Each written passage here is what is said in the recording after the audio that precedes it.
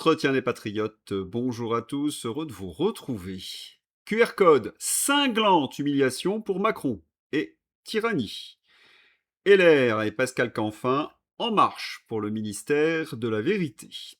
Avant de traiter ces informations et beaucoup d'autres, vous connaissez la coutume sur cette chaîne. Je commence toujours mon entretien par remercier ceux qui m'ont permis justement de le produire, car ils m'ont financé à l'aide des merci rémunérateurs. Et aujourd'hui sont à l'honneur des fidèles parmi les fidèles, Jean-Marc, Philippe Bohen, Sisyphe, Roule ma boule et l'ami Félix Sekhmet. Merci à eux du fond du cœur. Et puis je tenais à vous remercier pour votre soutien incroyable. Oui, il faut aider la réinformation en ces temps de graves menaces sur la liberté d'expression. Nous allons le montrer dans cet entretien. Alors comment faire? Eh bien, il suffit de lever le petit pouce, écrire de gentils messages, diffuser sur d'autres réseaux sociaux et puis surtout, n'oubliez pas d'activer votre cloche notification. Merci à tous. Une première victoire contre Emmanuel Macron. 14 juillet à Paris, annulation de la présentation obligatoire d'un QR code pour assister au défilé. Ah, la cinglante humiliation pour Emmanuel Macron, une belle paire de baffes. Et pas seulement parce que la justice s'est opposée à une privatisation des Champs-Élysées pour qu'il fasse son kéké avec les autres dirigeants européens. Non, non, l'humiliation est ailleurs. La justice a brisé le narratif élyséen et donne raison aux associations militant pour la démocratie. L'association qui avait porté plainte, qui avait déposé un référé liberté, est fondée à soutenir que la mise en œuvre par le préfet de police de ce QR code nominatif porte une atteinte grave et manifestement illégale à la liberté d'aller et de venir, relève notamment le tribunal administratif. Ainsi, le tribunal administratif reconnaît implicitement que le 14 juillet, c'est la fête du peuple français. Et Macron n'a pas privatisé les Champs-Élysées, l'Arc de Triomphe, pour organiser une techno-parade pour ses potes européistes. Oui, c'est inadmissible. C'est donc reconnu par le tribunal. Oh, la belle paire de baffes pour les macronards. Mais vous les connaissez. Vous les chassez par la porte, ils reviennent par la fenêtre. Amine. C'est surréaliste. Le ministre de l'Intérieur, Nunez, vient d'interjeter l'appel de l'ordonnance du tribunal administratif de Paris. Le Conseil d'État fixe l'audience publique ce soir à 22h45. Je suis en route. Il y a de quoi. Le Conseil d'État réuni en urgence sur ordre du pouvoir. Un simple citoyen, lui, aurait attendu plusieurs années. Bon, le Conseil d'État s'est plié, le QR code va être rétabli. Mais bravo quand même à Amine et à Vigie Citoyenne pour avoir déposé plainte contre ce QR code. Et puis, une petite surprise cependant du Conseil d'État. La seconde baffe pour Emmanuel Macron. Je m'explique. Le juge des référés du Conseil d'État a annulé en pleine nuit l'ordonnance du tribunal administratif de Paris et a rétabli l'exigence d'un QR code et de la présentation d'un titre d'identité pour assister au défilé militaire sur les Champs-Élysées. Le Conseil d'État n'a pas jugé que le dispositif était légal. Il a considéré qu'à quelques heures du défilé, en raison de l'intérêt public majeur qui s'attache à la sécurité de l'événement, notamment à la protection des chefs d'État présents, dont le président Zezet, la condition d'urgence de référé liberté ne justifiait pas d'ordonner immédiatement la suspension du dispositif. En bref, le QR code est illégal, mais c'était trop tard pour les suspendre. Et notez bien le prétexte, c'est pour la sécurité de Zezet. Macron chasse donc les Français de leur fête nationale pour protéger Zezet. Quel symbole! Que dire de plus? Et s'il suffit d'inviter quelqu'un pour exclure les Français, c'est qu'il y a une raison. Peut-être pour éviter les scènes des derniers défilés.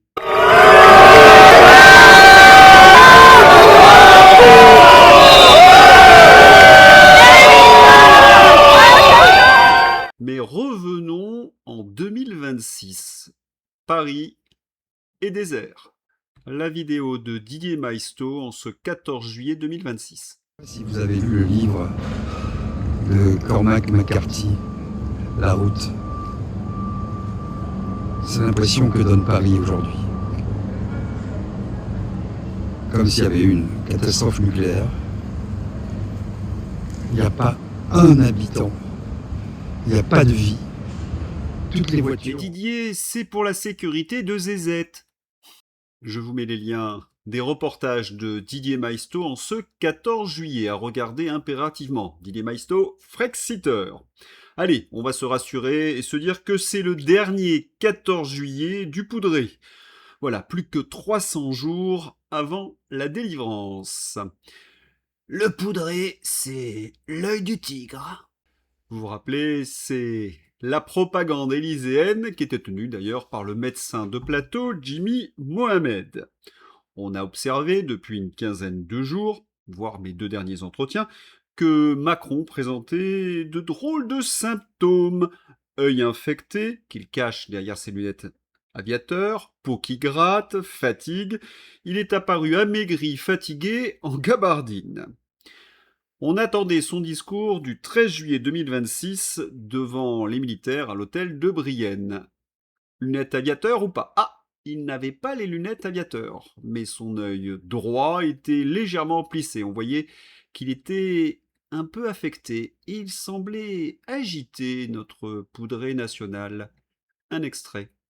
Partout où on flatte les nationalismes, en France ou ailleurs, on se trompe sur l'histoire qui est la nôtre. Le patriotisme, oui, le nationalisme, jamais. Et au moment où l'Europe se réarme, pensez qu'accumuler chacun séparément des capacités... Sur la forme, Macron est complètement hystérique, énervé, illuminé. On le sent très dangereux. Sur le fond, Geoffrey Bolloré a 100 fois raison. Il annonce clairement l'armée européenne à terme. Il piétine son devoir constitutionnel de défendre la souveraineté nationale. L'Union européenne est un immense danger vital pour la France. Frexit. Je ne sais pas vous, mais il y a quelque chose qui m'a sauté aux yeux dans cet extrait. Pas vous?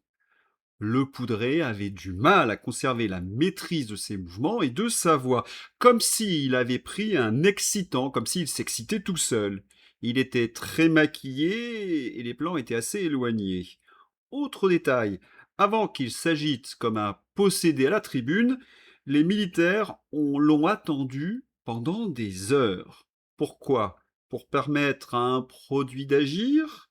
En tous les cas, la presse était en colère. La presse a été parquée et surveillée étroitement à la garden party de l'hôtel de Brienne à l'occasion du discours du président de la République. En 25 ans de garden party, c'est inédit. Avec un gendarme pour surveiller et rappeler à l'ordre les resquilleurs qui osaient passer la barrière pour discuter avec une connaissance pendant les 3 heures d'attente. Il n'avait pas l'air d'être en forme, le Poudré. Fou rire quand 2 consoeurs essaient de s'en aller pour retourner à leur bureau, estimant que l'attente du discours du président de la République était quand même un peu longue, et la marée chaussée qui leur court après et leur interdit pendant 20 minutes de quitter la place. Par contre, les autres invités devaient, eux, attendre debout. Résultat, une vingtaine de malaises du fait de la chaleur et de la fatigue. Le contrôle de la presse en mode absurde. Et quel beau résultat! Une première, les journalistes étaient en colère contre Emmanuel Macron. C'est seulement le 13 juillet 2026 que vous voyez la dérive autoritaire et ubuesque du Poudré. Il faudrait peut-être investir dans la lunette, messieurs les journalistes. Les photos qui illustrent ce tweet sont des captures d'écran du discours donc du 13 juillet 2026.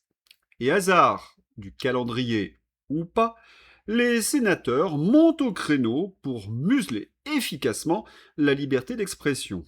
La dictature est en marche au Sénat. Attention, c'est énorme. Centristes, socialistes et LR, main dans la main, pour flinguer la liberté d'expression. Lors de la conférence de presse, Agnès Evran, LR, a justifié la future loi par un chiffre. Les contenus complotistes cumuleraient 15 milliards de vues. Il faut l'entendre pour le croire. Les LR ont aussi leur Sandrine Rousseau. Moi qui m'a quand même, j'allais dire glacé le sang, 15 milliards de vues pour des fake news sur ces 5 dernières années et des tweets complotistes. 15 milliards de vues. Et donc l'enjeu, c'est véritablement l'accessibilité d'une information de qualité et indépendante. Non mais où elle sort ces 15 milliards et l'information de qualité? Mais elle se moque de nous. Agnès Evrin, LR, a justifié la future loi de censure par un chiffre. Les contenus complotistes cumuleraient 15 milliards de vues. Mais d'où elle sort ce chiffre? C'est une estimation de Thomas Huchon. Oui, oui, la barbouze officielle du pouvoir pour traquer la presse libre de réinformation. Je rappelle que les fact-checkers reçoivent des subventions de l'État, coucou le fonds Marianne, pour faire leur sale boulot. Comment le Huchon a-t-il obtenu ce chiffre rigolo? Il a comptabilisé les tweets sur des théories du complot. Covidio contre les antivax, 5 milliards, grand remplacement, 3 milliards, affaire Brigitte et les petits garçons, affaire Epstein, etc., etc. Combien de théories que le Huchon considère complotistes se sont révélées vraies? Je vous avais dit, c'est énorme. La sénatrice LR cite un chiffre qui n'a rien de scientifique, c'est le moins que l'on puisse dire. Mais elle n'a pas honte. Et ensuite, qui définit qu'une théorie est une théorie du complot? Sur la base de quel fait? Le ministère de la Vérité qu'elle veut mettre en place? Parce que la désinformation d'État, elle est partout dans les médias mainstream ou dans les institutions. Exemple les narratifs justement sur la pandémie, sur la guerre, sur le climat, parfois très simplifiés, et qui n'est jamais attaqué par ces fact-checkers de la même façon. Oui, c'est vraiment le moins que l'on puisse dire. En démocratie, une idée audacieuse, une théorie, même farfelue, reste protégée tant qu'elle ne franchit pas la ligne rouge légale. L'audience seule ne justifie pas la censure préalable. Cette sénatrice devrait démissionner, elle s'est ridiculisée et elle a pactisé avec la censure d'État. Vous croyez que l'on ne peut pas dépasser la médiocrité et le délire de cette sénatrice LR? Eh bien, vous avez tort. Avec les macronards, tout est possible. Surtout le pire. Écoutez bien. Comme une arme. Sommes-nous prémunis de tout risque d'ingérence intérieure? Notre réponse à cette question est clairement non. Nous avons une vulnérabilité. Définition officielle de la désinformation avec l'aide d'organismes scientifiques, classement des contenus en risque, faible, élevé, inacceptable, ciblage particulier des sujets climatiques et sanitaires, responsabilité éditoriale des concepteurs de l'intelligence artificielle. Enfin, un ministère de la vérité. Toute cette liberté d'expression, de contradiction et de contestation du dogme promu par la faction au pouvoir devenait intolérable en démocratie libérale. La censure, vite, les Français ne peuvent plus attendre. Et voilà, le rapport de ces sénateurs désigne comme menace potentielle une personnalité, un courant de pensée ou un parti politique français utilisant les réseaux sociaux. Les rapporteurs expliquent qu'il faut désormais un outil contre les ingérences intérieures.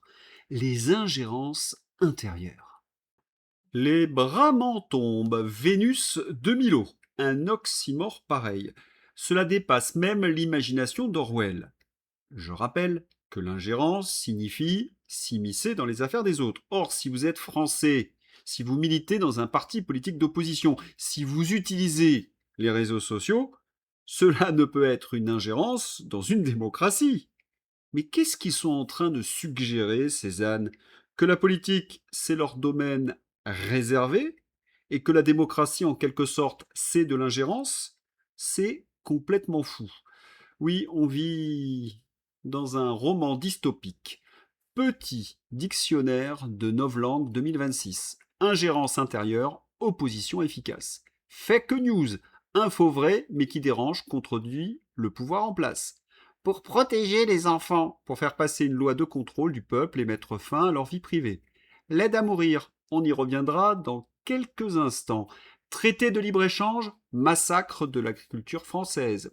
Union européenne, outil administratif fait pour exfiltrer légalement l'argent des contribuables des peuples européens vers des intérêts privés de dirigeants ou leurs copains. Protéger la démocratie, se maintenir au pouvoir, quoi qu'il en coûte. Oui, c'est pas très compliqué, les socialos, les macronards, je ne cesse de le répéter, veulent créer un monopole de la propagande et de la fake news. Allez, on y va. Mathieu Pigasse, le séparatisme fiscal des ultra-riches détruit la société, alors que les inégalités explosent, certains font sécession et échappent à l'effort collectif. Il faut imposer un vrai partage des richesses. Monsieur Pigasse possède lui-même de nombreuses holdings qui lui permettent de payer moins d'impôts. Pigasse, milliardaire et socialiste. Mathieu Pigasse Hall produit des émissions du service public, Media One. Il peut manipuler l'opinion sans contradiction. Un peu comme notre ami Raphaël Gluglu. L'enquête de Marc Andelwed. Mon enquête sur les années géorgiennes de Raphaël Gluglu entre 2009 et 2012, quand il était le conseiller du président Saakashvili. À cette fonction, il ne s'occupait pas que de la com et des discours. Il s'occupait aussi d'importation d'armes. Le tout au moment où il y avait en Géorgie le plus de tortures et d'opposants portés disparus, selon Amnesty International. Le trafic d'armes rapporte beaucoup d'argent. Quid des rétrocommissions, Gluglu? C'est pas un scoop, hein. Gluglu, c'est une barbouze au service des atlantistes. Mais comme il est socialo, on ne lui rappelle jamais son passé trouble et il peut dire n'importe quoi à la télévision. Carte blanche, même les pires idioties ou monstruosités. Il explique ainsi tranquille aux journalistes que l'Europe va faire capituler Vladimir Poutine. Un mec avec une arme nucléaire et de surcroît russe ne capitulera pas, triple idiot. Tu veux quoi? L'anéantissement de l'Europe, puis du monde, rara, glu-glu? Une chose m'échappe, hein. Comment peut-on défendre la guerre? Les millions de morts, les enfants, les femmes, les pauvres soldats? Ah, j'oubliais. Gluglu négocier des contrats d'armement. Ceci doit expliquer cela. Puisqu'on parle de contrat d'armement, guerre en Ukraine, Paris et Kiev concluent un accord pour 16 avions de combat Rafale et des armements. Je ne sais pas si vous vous rappelez, il y a 6 mois c'était 100 Rafale et maintenant c'est 16. C'est quoi le prochain chiffre? Et que devient la brigade de Kiev que Macron avait équipée, financée et formée? Le commandant de la brigade ukrainienne entraînée en France arrêté dans une enquête pour meurtre. Source Euractiv. Allez, on continue notre petit tour de la fake news autorisée. M6 Info, des images aériennes saisissantes du lit de la Loire asséché, une conséquence de ces fortes chaleurs qui persistent. Il s'agit d'un bras secondaire de la Loire, régulièrement à sec en été. Le lit principal du fleuve reste en eau. Allez, le retour de Pascal Canfin qui veut traquer les fake news. Le RN contre les politiques climatiques. Le RN, en s'opposant aux énergies renouvelables, contribue à ce que nous restions dépendants des énergies fossiles. Le RN s'est opposé au principe même qu'il y ait une loi, une action climatique en Europe, dit Pascal Canfin, macronard. Un macronard peut mentir sans contradiction, carte blanche, sur une radio de service public. Les énergies renouvelables ne permettent pas de sortir des énergies fossiles. Au contraire, puisqu'elles imposent des systèmes d'énergie fossile quand il n'y a pas de vent ou de soleil. Le prix de l'électricité est négatif quand il y a trop de vent ou de soleil. Installer des énergies renouvelables ne sert plus à rien, si ce n'est à faire monter la facture globale et le prix de l'électricité. Leur seule utilité, éviter les amendes de l'Union européenne, puisque l'Union européenne a imposé un minimum d'énergie renouvelable dans notre consommation énergétique en 2030. Mentir ainsi sur une radio publique est proprement scandaleux. Et il ne faut pas oublier que nous n'avons pas besoin d'énergie renouvelable puisque nous avons le nucléaire. Allez, dernier exemple de la propagande d'État avec Nono. C'est la propagande du Kremlin, réagit Jean-Noël Barrot, ministre des Affaires étrangères, au propos de la chroniqueuse russe Ksenia Fedorova au sujet de la guerre en Ukraine. Selon Jean Nono, dire la question est simple, jusqu'où veut-on entraîner la France dans cette guerre?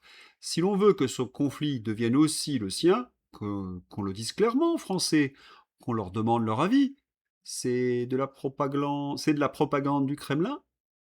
Ces propos sont très choquants dans la bouche d'un ministre.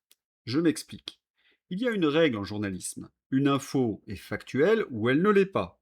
Si une info est fausse intentionnellement, c'est de la propagande. Xenia est toujours très factuelle et elle débunk les mensonges de Jean-Nono Barrot. Or, Barrot n'a qu'un seul argument. Il fait une équation russe égale propagande, du manichéisme grossier. Que voulez-vous? C'est la démonstration évidente que la propagande est du côté de Jean Nono. Allez, encore notre petite balade parmi les fake news. La France vit un véritable drame, les incendies de forêt. Les feux en forêt de Fontainebleau ont parcouru près de 2000 hectares et continuent de progresser. Il faut saluer le travail acharné de nos pompiers. Mais il faut rappeler une vérité. Le lieutenant-colonel Frédéric Haraud, porte-parole de la sécurité civile, explique dans Midi News 9 feux sur 10 sont d'origine humaine, avec en première catégorie la malveillance. Pourquoi nos forêts disparaissent-elles sous les flammes? Elles ne sont pas suffisamment entretenues, débroussaillées, les escrologistes sont contre, elles ne sont pas suffisamment surveillées en été, et les pompiers manquent de moyens. Il y a quand même un paradoxe. Le meilleur outil contre le réchauffement climatique, ce sont les arbres, et on les laisse partir en fumée.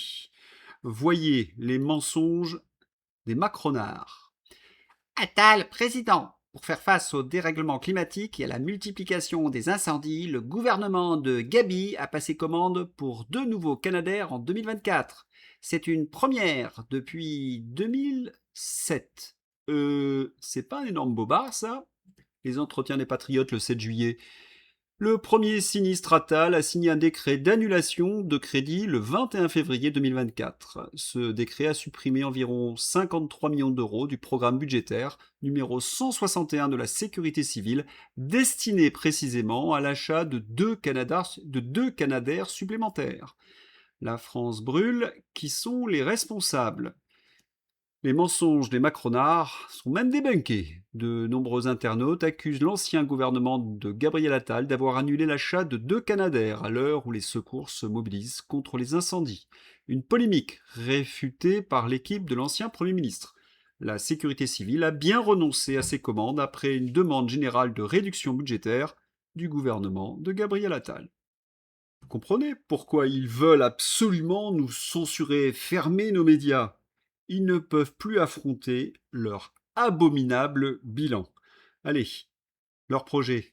Le gouvernement sait parfaitement que la rentrée sera très difficile. Il sait qu'il sera de plus en plus compliqué d'expliquer aux Français l'état réel du pays.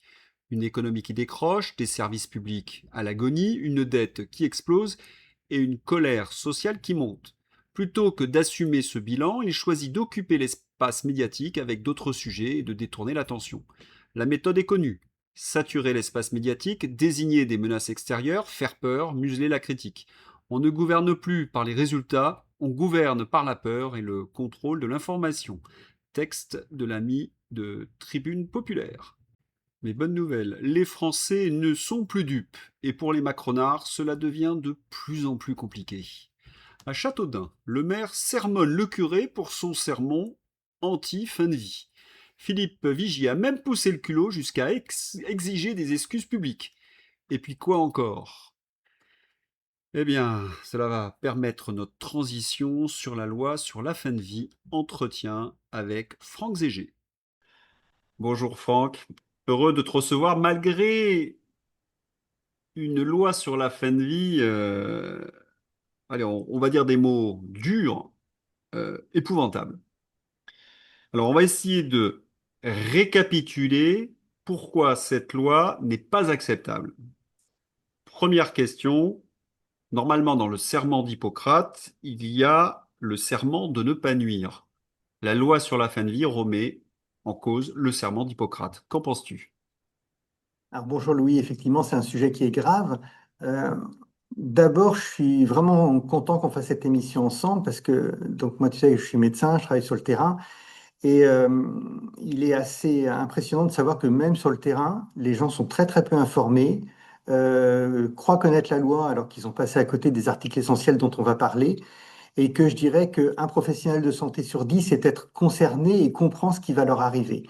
Donc, la loi, effectivement, revient sur le serment d'Hippocrate qui est effectivement qu'on ne donne pas la mort. Hein, et ça passe crème. C'est-à-dire que on a l'impression que bah ouais, c'est dans l'air du temps, c'est une liberté, mais moi, je suis pas là pour donner la mort. Hein.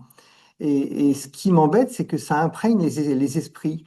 Moi, depuis le début de l'année, dans l'établissement où je travaille, j'ai assisté à trois, quatre, peut-être cinq situations où on ne s'est pas acharné pour la vie et on a accepté effectivement de donner la mort. Alors pas moi, hein, c'est des intervenants, soit la nuit, soit le médecin traitant le week-end, mais la notion de on donne la mort n'est plus un tabou.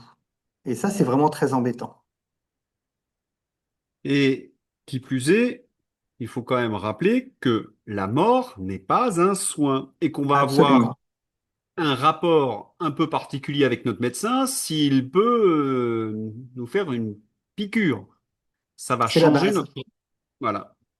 C'est la base. On- La mort n'est pas un soin, le médecin n'est pas là pour donner la mort. Et si on accepte dans notre panoplie thérapeutique la mort, on va pas beaucoup s'acharner beau. On va pas beaucoup, acharner n'est pas le bon terme, mais on va pas beaucoup se bagarrer, quoi. Moi, je le vis en plus. Hein. Moi, je travaille en EHPAD, je le vis. C'est-à-dire que les gens estiment la valeur d'une vie. Cette vie vaut-elle la peine ou pas? Alors, tu es en EHPAD, tu es GIR 2, ça veut dire que tu as une grosse dépendance. Le médecin intervient et dit, ouais, cette vie, elle a pas l'air terrible, je donne la mort. À partir du moment où dans la panoplie, il y a donner la mort, ça veut dire qu'on donne une échelle de valeur à certaines vies. Et là, franchement, ça rappelle de très très mauvais souvenirs dans l'histoire de l'humanité. On y reviendra. Mais c'est aussi faire porter sur le médecin un poids énorme parce que c'est lui qui va décider. La- Alors, c'est un des articles absolument hallucinants. Dieu sait que je devrais défendre ma profession. On nous donne un poids et de décision qui est hallucinant. J'ai jamais vu ça. C'est-à-dire que dans la loi, je vous lis le texte, hein. Après que le médecin a satisfait aux obligations prévues au 2 du présent article, la personne qui souhaite accéder à l'aide à mourir formalise sa demande par écrit ou, lorsqu'elle n'est pas en mesure de le faire, par tout autre mode d'expression adapté à ses capacités. Un clignement d'œil, un hochement de tête suffiront à dire que le médecin rentre dans la chambre, il y a un hochement de tête, il ressort en disant elle m'a donné son accord. Comme le délai de réflexion est abaissé à 48 heures, j'y retourne 48 heures après, je retrouve un hochement de tête et hop, la personne, je peux la tuer. On donne un poids au médecin que je n'en veux pas de ce poids. C'est-à-dire qu'il n'y a aucune obligation de collégialité, aucune obligation, il n'y a aucune trace écrite, il n'y a aucun formalisme. Je rentre et un hochement de tête permet de décider de la vie ou de la mort. C'est quand même pas raisonnable. Il y a aussi quelque chose qui paraît invraisemblable. Il y aura quand même une commission de contrôle. Mais quand? Après, donc la personne m'a fait un hochement de tête. 48 heures après, il y a eu un autre hochement de tête. On tue la personne. Et puis finalement, il y a une famille qui vient et qui dit ah ben, je l'ai eu au téléphone, elle n'a jamais dit qu'elle voulait mourir. Ah ben écoutez, on va faire une commission. Ben oui, mais elle est morte. Ah bah oui, mais bon, on étudie le cas après. Enfin, sérieusement, C'est à peine ça croyable. demande. C'est hallucinant. J'imagine la défense des assassins, etc., qui diront, bah, écoutez, j'ai fait le meurtre, mais discutons maintenant. Peut-être que c'était justifié. Enfin, c'est hallucinant. Et c'est pour ça que cette loi, effectivement, ne devrait jamais passer en l'état, parce qu'il y a des articles, notamment sur le poids énorme qu'on fait reposer sur le médecin, le fait qu'effectivement, quelqu'un qui est sous mesure de protection juridique, donc la personne n'est pas en capacité de faire un chèque, hein, elle ne peut pas faire une dépense. Par contre, elle va être en capacité de décider de sa mort, ça passe crème. Le délai de réflexion de 2 jours, enfin 2 jours. Si je commande quelque chose sur Internet, c'est 14 jours le délai. Pour la mort, c'est 2 jours. Hein. C'est hallucinant. Le contrôle a posteriori, effectivement. Donc, je suis mort et on discute après, enfin, sérieusement. Et puis, vous dites, mais peut-être qu'on pourrait échapper à ce système en allant dans des établissements qui n'appliqueront pas et qui diront, ben, on n'applique pas l'euthanasie chez nous. Non, la loi prévoit effectivement que tout établissement sera obligé de le faire, hein. C'est-à-dire qu'ils ont tellement bordé que même si dans votre liberté, parce que là on parle de liberté, c'est-à-dire de je ne veux pas être euthanasié, vous n'aurez plus un seul établissement qui vous protégera. Plus un seul. Et les pharmaciens n'ont pas de clause de conscience. Non. Ils prépareront la dose et dans la loi, effectivement, la personne pourra se l'auto-administrer. Donc, hochement de tête, répéter 48 heures après, t'appuies sur le bouton, t'es mort. Le gouvernement a vendu cette loi en expliquant que c'était une loi de compassion. Or, ce que nous savons depuis la loi 2021 Leonetti, c'est que les soins palliatifs couvraient la quasi-totalité des cas. C'est-à-dire que les unités de soins palliatifs permettaient de traiter tous ceux qui souffraient ou qui étaient en très mauvaise posture, si je puis m'exprimer ainsi. Ouais. J'ai plus de 60 ans, une quarantaine d'années d'expérience professionnelle. Jamais, je dis bien jamais, j'ai eu besoin de faire de l'euthanasie active. Les gens, la loi Leonetti est très bien faite. C'est-à-dire qu'effectivement, d'abord, on accompagne les gens, ce qui est le plus important, et quand on les accompagne, ils n'ont pas de désir de mourir, ils sont accompagnés, et ça, on l'a fait. C'est mon pain quotidien, entre guillemets. Et donc, on accompagne, ils vivent leurs derniers instants avec la famille. C'est même, d'une certaine manière, il y a même une beauté, parce qu'on est respectueux de la personne jusqu'au bout. L'euthanasie active, hein, c'est pas du tout la même philosophie, hein. C'est je décide que cette vie n'a plus de valeur et j'y mets fin. C'est plus du tout le même principe. Donc les soins palliatifs sont une très bonne solution qui fonctionne. Je peux vous assurer que tous les jours ça fonctionne. Et par contre, ce qui est scandaleux, c'est que notre État français permet pas à tout le monde d'accéder aux soins palliatifs. Et ça, par contre, c'est un vrai scandale. Parce que Et tout le monde paye des impôts, tout le monde est un citoyen avec les mêmes droits, et pourtant, nous n'avons pas accès de manière équitable aux soins palliatifs. c'est peut-être le point où la loi est anticonstitutionnelle, puisqu'il y a une rupture d'égalité. Et alors on sait que l'archer veut saisir le Conseil constitutionnel, mais le Conseil constitutionnel est dirigé par un ami d'Emmanuel Macron. C'est à voir. Mais normalement, au niveau de la loi, il y a bien une rupture d'égalité, un véritable scandale. Exactement. Et puis Quand on... après, dans le Oui. même principe, personne ne va protéger les gens contre des pressions extérieures. C'est-à-dire que la famille qui a vendu le pavillon et qui dit, bon, ben maintenant, vu la qualité de vie, on peut arrêter, qui va protéger la personne? Personne n'en parle dans la loi, hein, personne. La personne qui a des dettes, imaginez effectivement, j'ai souscrit à un gros emprunt énorme, et puis effectivement, une manière de, j'ai plus de solution parce que je m'en sors pas. Une manière effectivement de sauver ma famille, c'est de mettre fin à mes jours pour une raison X ou Y, et comme ça, effectivement, l'assurance se prend en charge les prêts et je sauve ma famille. Qui va empêcher ça? Personne. Donc on entre sur des possibilités qui sont absolument inhumaines, qui correspondent pas à nos sociétés, à nos valeurs. Et après, une fois qu'on a ouvert la boîte, ou une fois qu'on a ouvert la boîte de Pandore, on ne sait pas où on va, hein.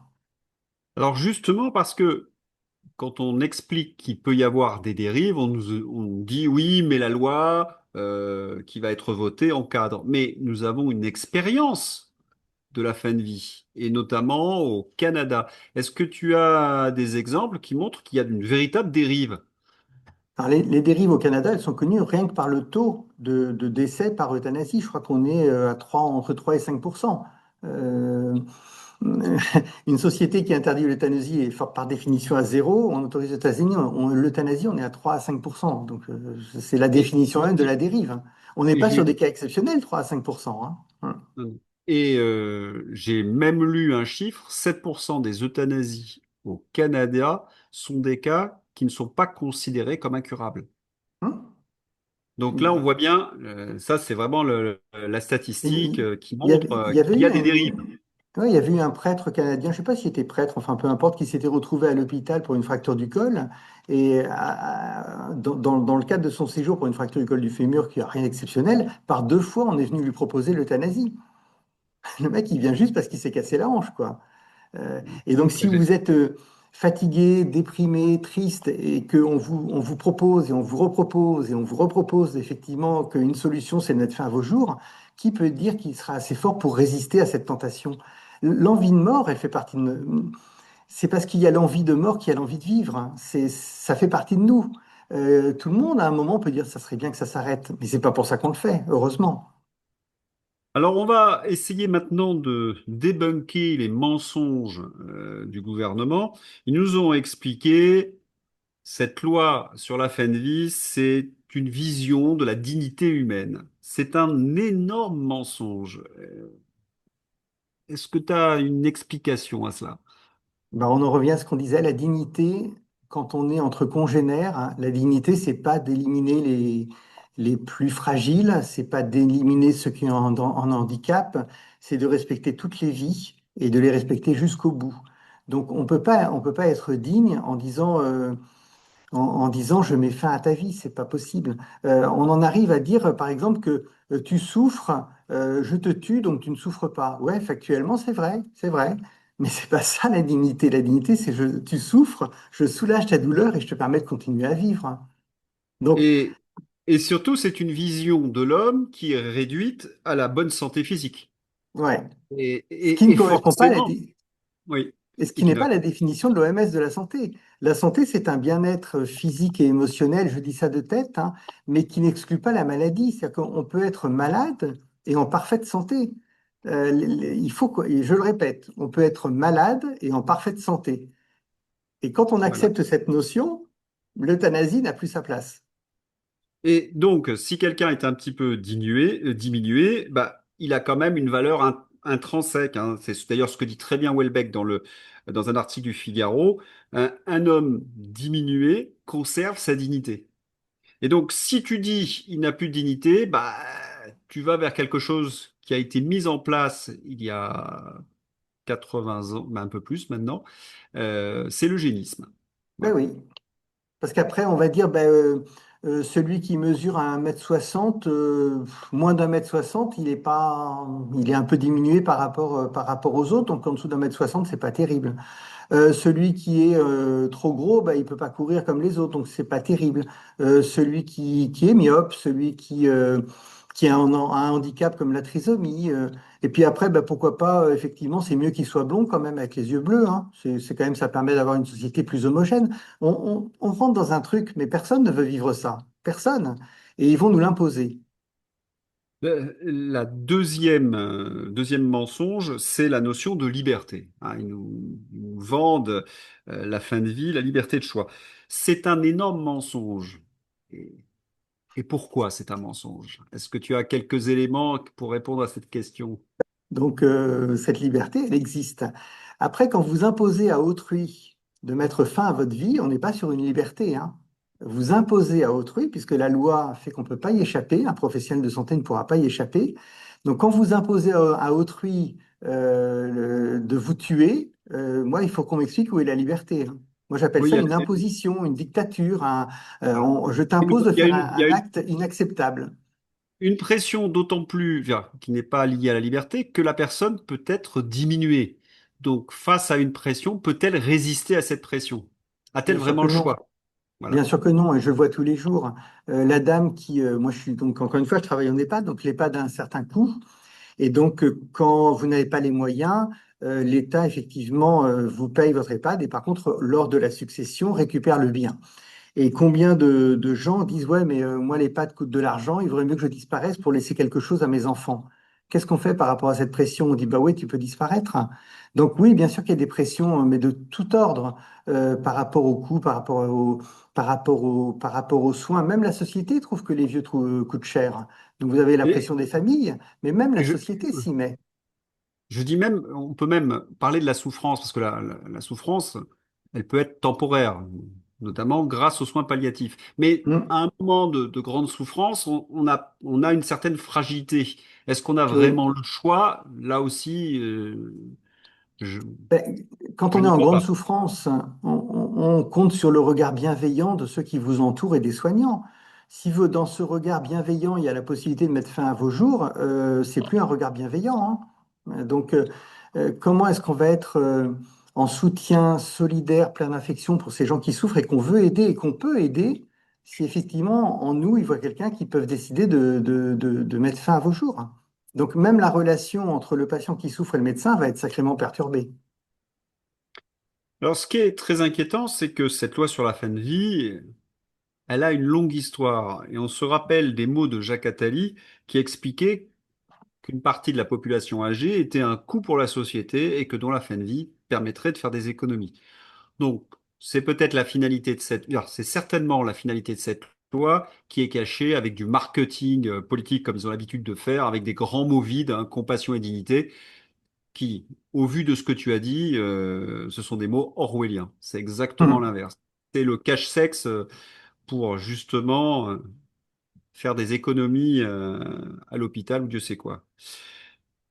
Le, le catholicisme, en tout cas le christianisme, a défend évidemment la vie et contre la mort. Et Welbeck, qui d'ailleurs n'est pas catholique, mais il se présente comme agnostique, explique qu'une société qui est prête à aller vers ce genre de choses est une société qui ne mérite plus le respect et qu'elle doit donc être remplacée. Et ce sont des mots très très forts, c'est-à-dire que c'est la preuve que notre société est pourrie en fait. Si on arrive à ne plus soutenir ceux qui souffrent, si on n'arrive plus à soutenir les plus fragiles, est-ce que notre société est encore respectable? Ça a été posé par Welbeck et j'ai trouvé les mots très forts et assez beaux. Alors, il y a euh, le meilleur moyen donc, hein, je parlais des coûts, ce serait si on mourait 15 jours avant notre mort, on ferait des économies. Qu'est-ce que tu en penses, toi? T'as pas quelque chose à nous dire là-dessus? Alors, je vais vous raconter une petite histoire. Hein. Pour dépister la démence, il m'arrive d'utiliser une petite histoire qui est qu'effectivement, à la SNCF, c'est une histoire, hein, c'est pas la réalité, ils ont constaté, je dis aux gens, ils ont constaté que lorsqu'il y avait des accidents de train, c'était toujours dans le dernier wagon qu'il y avait le plus de morts. Et donc, ils ont décidé d'enlever le dernier wagon. Cette histoire est absurde, puisqu'il y a toujours un dernier wagon. Mais par rapport à l'euthanasie, moi je vous pose la question, hein, est-ce que vous êtes dans le dernier wagon ou pas? Parce que chacun va se retrouver concerné. Quand effectivement la société vous regardera en disant, tu coûtes cher, donc tu seras dans le dernier wagon. Et il y aura toujours un dernier wagon. La seule question, c'est quand est-ce qu'on met la limite? Donc aujourd'hui, on dit c'est des cas exceptionnels.